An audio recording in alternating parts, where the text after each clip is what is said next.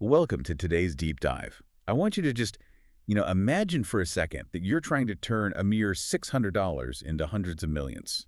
Which is quite the leap. Right. It's a massive contrast. And if Yeah. you ask almost any financial advisor or successful entrepreneur how to do that, they're going to give you this very rigid, specific playbook. Oh, absolutely. You grind it out on Wall Street, you're staring at six flickering computer monitors, just analyzing spreadsheets until your eyes bleed. Or maybe you lock yourself in a garage somewhere in Silicon Valley and try to build the next unicorn tech startup. Yeah, it is always this narrative of extreme localized obsession. Like the conventional wisdom dictates that you isolate yourself in a room with the data. Exactly. You block out the rest of the world and you crunch the numbers until a fortune pops out. But what if the actual playbook to unimaginable wealth was, well, getting on a motorcycle and riding it across 100 different countries? Which just sounds completely wild. Right. I mean, what if you built a financial empire not by agonizing over quarterly corporate earnings reports, but by actually standing in the dirt talking to farmers?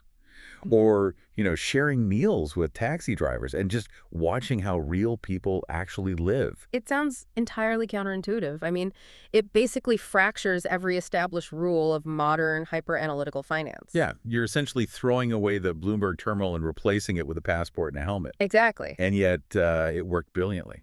Today, we're bringing you along on a deep dive into the life, the travels, and the wildly unconventional investment philosophy of Jim Rogers. Yes. We are pulling from an overview of his life alongside some really fascinating key excerpts from his famous book, The Investment Biker. And, the mission for our time today is to figure out how Rogers managed to build immense wealth by abandoning the traditional Wall Street echo chamber. And by studying raw, everyday reality instead. Right. Okay, let's unpack this. And we really need to emphasize right out of the gate here, we are not just doing a biographical book report today. No, definitely not. We're really dissecting a completely different framework for perceiving the world. Like, we are looking at information gathering, human psychology, and understanding how the actual physical mechanics of reality function miles beneath the surface of the daily news cycle. Yeah, and to understand that framework, we have to establish his baseline relationship with value. Right. Long before he was a billionaire, long before the motorcycle diaries, Jim Rogers was just a kid growing up in Alabama. Right. And unlike a lot of kids who want to be astronauts or, famous athletes, he was uniquely fascinated by money. But not necessarily from a place of greed. Right. Exactly. Not greed, more from a place of deep curiosity about its mechanics. Yeah, he was looking at the world as an ecosystem, trying to figure out how the energy, in this case capital, flowed from one place to another. And he took action to test his theories incredibly early on. He really did. I mean, at 5 years old, he is out there selling peanuts at local baseball games. 5. It's wild. But the source material highlights this not as a cute childhood anecdote, but as a foundational lesson. Because he realized something at 5 that a lot of adults never fully grasp. Which is that money doesn't come from wishing. Right. It comes from identifying a friction point and solving a problem. What's fascinating here is the sheer elegance of that realization and how it becomes the absolute bedrock for every multi-million-dollar trade he makes decades later. Yeah, it really does. Wishing is a passive state, It's sitting around hoping the market or the world conforms to your desires.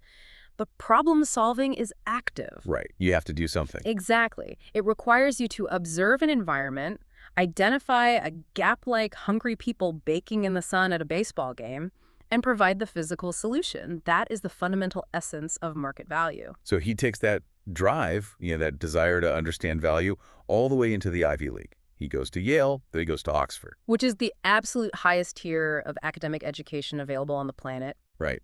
But he hits this intellectual ceiling. He realizes that knowledge confined to a classroom is purely theoretical. Yeah, I mean, having the smartest professors and reading the best textbooks didn't give him the one thing he actually wanted. Which was freedom. He wanted total financial independence. Academia is incredibly valuable for building mental models, but it is still a sterile laboratory. Rogers needed to apply those models to the chaotic, real world to buy back his time and autonomy. Right. And he recognized that global investing was the ultimate vehicle to achieve that freedom. But to do that, he really had to graduate from theory to practice. Which leads him straight into the belly of the beast. So we cut to the late 1960s, and he joins forces with another incredibly ambitious investor whose name you probably recognize, George Soros. Oh, yeah. Together, they found the quantum fund, and they just proceed to completely disrupt the financial establishment. Over the course of the next decade, the stock market as a whole goes up about 50%. Which, if you parked your money in an index fund for a decade and got 50%, you'd be pretty satisfied. Yeah, that is a respectable baseline economic growth. Mm. It keeps you ahead of inflation. Exactly. But the quantum fund, in that exact same 10-year period, gained over 4,000%. 4,000. It's just a staggering number. Naturally, the establishment analysts on Wall Street look at those returns and they write it off as an anomaly. They're like, you can't be that skilled. You must just be incredibly lucky. But Rogers completely rejected that. He called it preparation. He explicitly stated it was the result of following reality instead of following headlines. So what does this all mean? To me, traditional investing is like trying to review a restaurant just by looking at the menu online. Right. Reading a few curated Yelp reviews. You are trusting the presentation. But Rogers' approach is like walking directly through the swinging doors into the kitchen to see how the chefs are actually cooking. I love that. Yeah, like checking if the produce in the fridge is actually fresh and seeing if the staff is panicking or operating smoothly. That is a phenomenal way to visualize it, because the menu is the quarterly financial report. It's heavily curated, it's entirely backward-looking, and it tells you exactly what the corporate board wants you to see. Yeah, it's a totally sanitized abstraction of reality. Exactly. By the time that menu is printed, or that headline hits the press, the real opportunity has already evaporated. Following reality means bypassing the presentation, getting into that kitchen, observing the raw, unrefined ingredients of the global economy, and drawing your own independent conclusions before the critics even sit down at the table. Which brings us to the most radical evolution of his strategy. After absolutely crushing it in the traditional financial world with Soros, Rogers essentially decides that the kitchen on Wall Street is still too curated. Yeah, he wants to go even deeper. Right. To find true asymmetric opportunity, the kind that creates generational wealth, he realizes he has to physically leave the financial centers. He has to go where the data can't reach. And he developed this revolutionary belief, which, sounds deceptively simple, but requires immense effort to execute. He basically said, if you want to understand an economy, go there. Right. Don't look at a chart of the country. Exactly. Go stand in the dirt of that country. So he literally goes. He embarks on these massive motorcycle journeys. He travels across Asia, South America, Eastern Europe, Africa. And keep in mind the context of the era. He is doing this at a time when Wall Street analysts are dismissing these emerging markets as entirely too volatile. Too dangerous or just entirely irrelevant. Right. They aren't allocating any capital there at all. And that systemic lack of capital is exactly why he went. This is the beating heart of contrarian philosophy. When the entire financial consensus hates an investment or is terrified of a specific geopolitical region, what happens mechanically? Capital flees. Capital flees. Prices plummet. The assets become artificially cheap because the lack of demand is driven by narrative fear, not necessarily a deterioration of fundamental value. Right. And cheap prices, purchased at the point of maximum pessimism, are the seeds of future fortunes. But he isn't executing this by, flying first class into a capital city, staying at a luxury hotel, and having lunch with the local finance minister. No, not at all. He is on a motorcycle. He's navigating unpaved roads, dealing with border guards, traversing over 100 different countries, and this was not a vacation. Right. It was extreme physical information gathering. Exactly. He is out there meeting farmers in rural provinces, factory workers on the assembly line, local small business owners, mechanics, taxi drivers. He is actively hunting for the raw data that a spreadsheet in a New York skyscraper is simply never going to capture. Which is brilliant. But I do have to push back on this methodology a bit because I think a lot of people listening might share this skepticism. Isn't traveling around talking to a random mechanic or a farmer just, collecting isolated anecdotes? I hear what you're saying. Right? If a taxi driver in a capital city tells you his business is terrible, does that really mean the macroeconomic structure of the entire country is collapsing? How does a conversation at a roadside diner actually compete with a team of PhD analysts crunching hard macroeconomic numbers? Yeah, it's a fair question. But if we connect this to the bigger picture, it is all about understanding the critical difference between a lagging indicator and a leading indicator. Okay, break that down for me.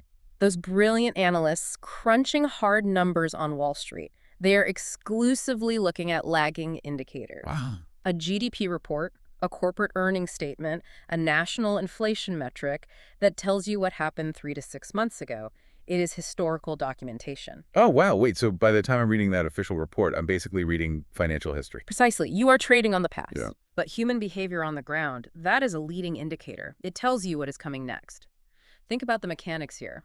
If you talk to a farmer in a remote province and he tells you he cannot afford fertilizer this season because the supply chain broke down. The official agricultural data won't show that for months. Right. It won't show a drop in national crop yields for another 6 to 8 months, but that farmer knows the reality today.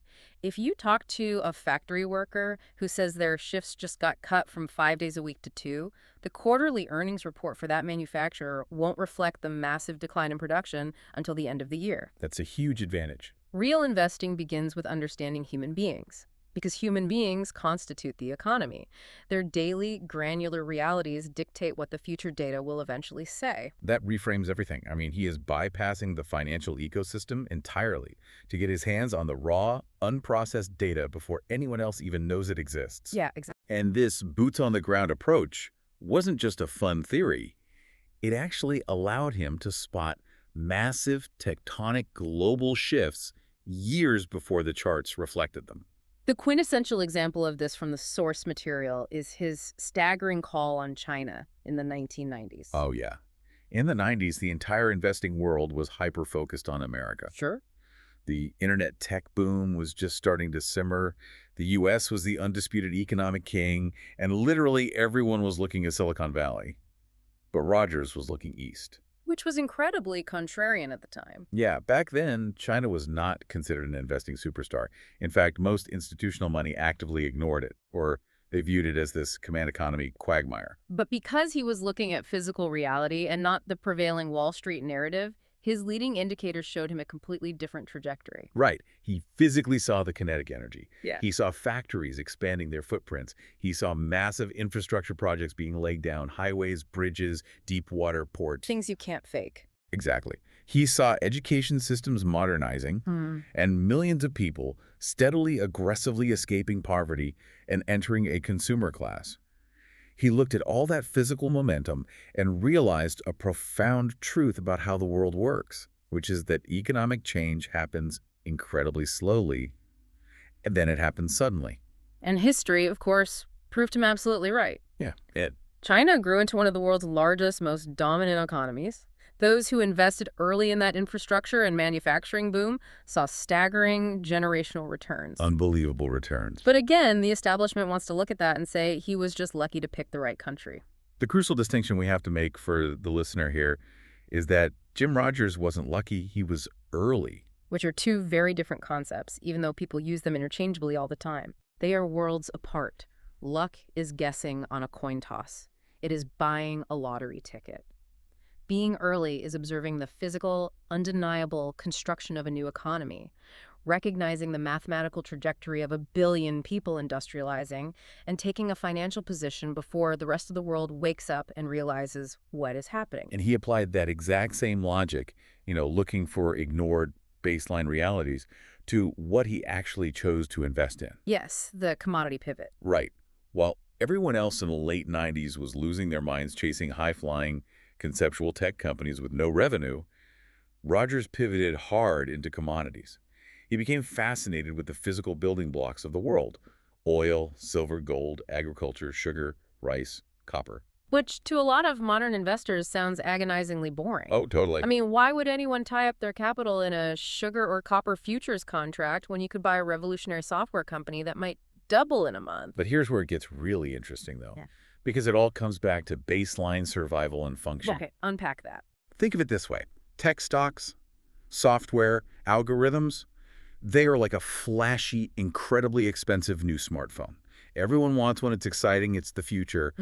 But commodities are the electricity needed to charge that phone. Oh, I like that. They are the physical copper wiring inside the walls, the lithium in the battery, the rare earth metals in the screen. You simply cannot have the flashy conceptual technology without the foundational physical raw materials. That is a crucial insight. And the copper analogy is perfect because there is no digital substitute for physical copper wiring. Right. Rogers understood that civilization fundamentally cannot function without these raw inputs. Furthermore, he understood the macroeconomic concept of capital starvation. Capital starvation. Right. What does that look like in practice? Well, during a massive tech boom, all the investment capital flows into software. Nobody wants to invest billions of dollars to build a new copper mine or a new oil rig. Because it's not sexy and it takes forever. Exactly. But what happens when you don't build new mines? You get a massive supply shock down the road. Oh, wow, right. During an economic downturn, a consumer might delay buying that new luxury smartphone. A corporation might hold off on upgrading their software suite. But people will always need to eat. Yeah. They will always need energy to heat their homes. They will always need the raw materials to keep the grid running. It is a non-negotiable baseline of human existence. And the source points out that commodities go through these massive, multi-year, long-term cycles because of that exact physical reality. Yeah. It is an unyielding game of physical supply and demand. Right. Because unlike a piece of software, which a developer can replicate infinitely with a single keystroke, you cannot magically create 1,000,000 tons of copper overnight. Oh, definitely not. To get copper, you have to survey the geology, acquire permits, build infrastructure, dig a massive hole, and extract it. That process takes a decade. Wow, a decade. So when supply becomes genuinely limited and demand remains constant, prices don't just rise, they explode. Rogers focused on these slow-moving, fundamental, highly inelastic long-term trends, entirely ignoring the short-term dopamine-driven excitement of the daily news cycle. Which requires an unbelievable, almost superhuman amount of psychological discipline. And that brings us to maybe the most difficult part of his entire philosophy. The psychology of it all. Right. Spotting a trend like 90s China or identifying a capital-starved commodity market that is really only half the battle. The other half is having the psychological fortitude to act on that thesis and hold that position when literally everyone else in your industry is telling you that you are insane. Yeah, he has a quote in the material that sums this up perfectly, and it should be framed on every investor's wall. He says, "The crowd is usually wrong." The crowd is usually wrong. And if you look at every major financial event in history, it proves out. Bubbles do not run on logical spreadsheets or rational valuations. They run on optimistic herd buying. Yeah, FOMO. Exactly. Everyone buys simply because their neighbor's getting rich, so they abandon logic and jump in too, and market crashes. Crashes are the exact opposite side of that same emotional coin. They run on fear-based herd selling. People liquidate their portfolio simply because everyone else on television is panicking. Right.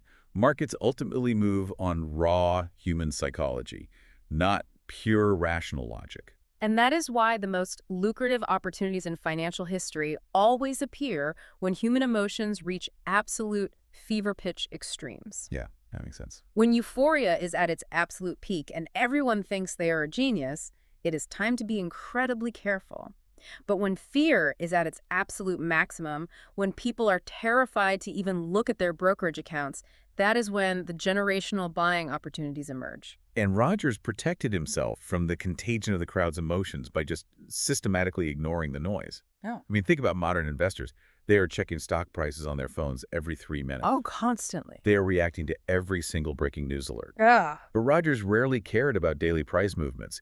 He viewed the financial news not as information, but as a dangerous distraction. Yeah, he basically boiled his entire holding strategy down to one fundamental anchoring question. He would ask, has the long-term story changed? Has the long-term story changed? Yes. So if the answer was no, he just ignored the temporary fear. Right. Like if a copper contract drops 20% in a single week because of a sudden market panic, but the world still fundamentally needs copper to run its electrical grids, and no new mines have been built. The underlying story hasn't changed. Exactly. The fundamentals are intact, so you hold. The text makes a brilliant point here. Most people lose money not because they pick bad investments initially, but because they abandon good ones entirely too early. They get violently shaken out by the noise. But okay, let me push back on this one more time, because it is very easy to romanticize this whole lone wolf, ignore the crowd mentality. Sure. It sounds incredibly cool on a deep dive. But in practice, how do you know if you're truly being a visionary independent thinker, or if you are just stubbornly, terribly wrong? I mean, sometimes the crowd is running out of the building screaming because the building is actually literally on fire, right? That is a very fair point. You don't want to be the contrarian who stays in the burning building. This raises an important question, and it is the exact crux of why most people cannot replicate his level of success. Independent thought is highly dangerous if it is not paired with rigorous, obsessive study. Okay. Yeah. You are right, the crowd isn't wrong every time, but they are consistently wrong at the extremes. So how do you know the difference between a burning building and a fake fire alarm? By doing the work. Through relentless first-hand knowledge acquisition. Opinions do not create wealth. Verified knowledge does. That is the dividing line right there. Exactly. If you are ignoring the crowd just for the sake of being a contrarian, you aren't investing. You are gambling. Your ego is driving the bus. No, yeah. But if you are ignoring the crowd because you have physically traveled to the country, studied the infrastructure, understood the historical and political context, and verified the supply chains yourself, then your independent thought is anchored in physical reality. Staying calm during a market panic is the ultimate test of whether you actually did the homework or if you were just guessing. And doing that homework is what he calls developing the adventure mindset. Yes, the adventure mindset. He argues that investing isn't just about staring at numbers on a screen at all. It is about an insatiable curiosity for the world. It is about travel, reading constantly across different disciplines, learning new languages. It's whole lifestyle. It really is. It's about understanding history, grasping geopolitics, and watching how different cultures evolve and interact over time. Because in a globalized economy, everything is intimately connected.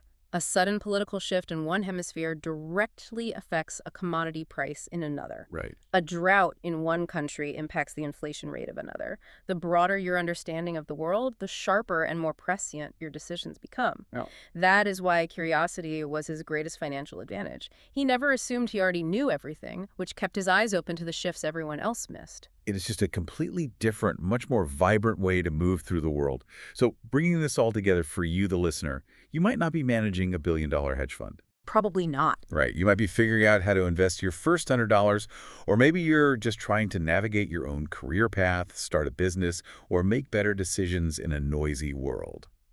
Jim Rogers' life gives us a framework, breaking down into 4 deeply practical, mechanism-based lessons. Let's lay them out. First, think independently, but verify. Yes. If everyone in your industry or social circle agrees on a narrative, take a step back and look for the physical evidence. Look for the leading indicators, not just the lagging headlines. Second, study obsessively before you act. Like we just talked about, your uneducated contrarian opinion won't build wealth or a great career.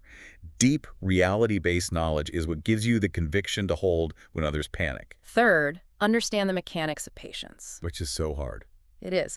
But the most meaningful investments, whether that is a long-term commodity cycle, a career skill, or a personal relationship, take years to compound and mature. You cannot abandon ship at the first sign of friction or a bad news cycle. And fourth, never stop cultivating curiosity. The world changes, technology evolves, global markets shift. If you aren't actively exploring and learning, your mental models will become outdated and you're going to get left behind. When you look at the entirety of this deep dive, the core thesis of his philosophy becomes beautifully clear. It is this powerful, undeniable progression. What's that progression? Adventure, whether that is a physical motorcycle trip across Africa or just an intense intellectual deep dive into a new subject you know nothing about, creates perspective. Right. Perspective, layered over time, creates wisdom. And wisdom, practically applied to the real world, creates wealth. It is such a powerful progression to keep in mind. Adventure leads to perspective. Perspective builds wisdom. Wisdom generates wealth.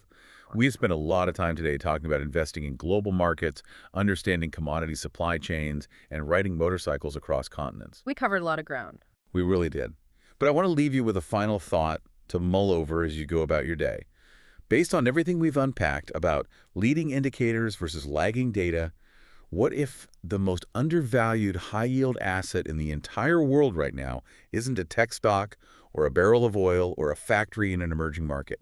What if the most valuable asset you can possibly develop is simply your own unfiltered perspective of the reality happening right outside your front door?